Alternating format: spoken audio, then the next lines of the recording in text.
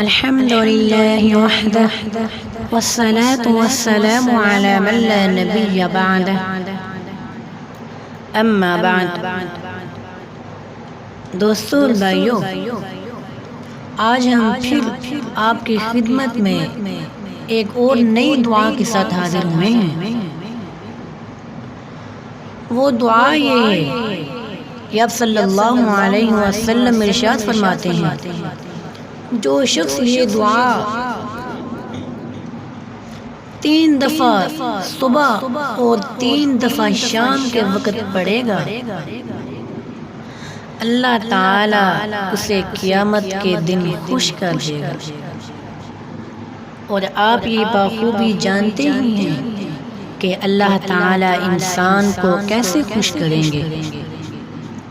اللہ تعالی اسے جنت دے کر اللہ تعالیٰ اسے خوش کر دیں گے، اور اس کے علاوہ اور بھی بہت ساری خوشیاں ہو سکتی ہیں۔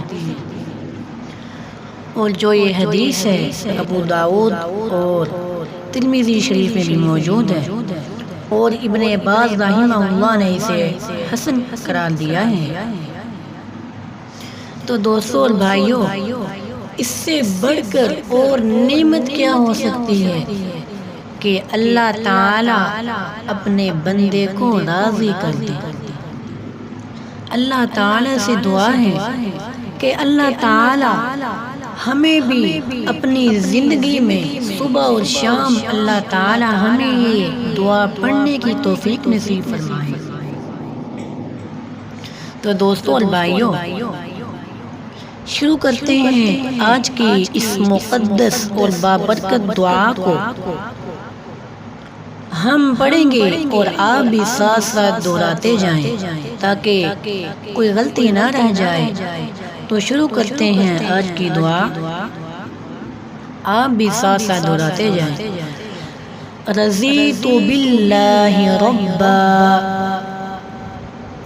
رضیت باللہ ربا وبالاسلام دینا، وبالاسلام دینا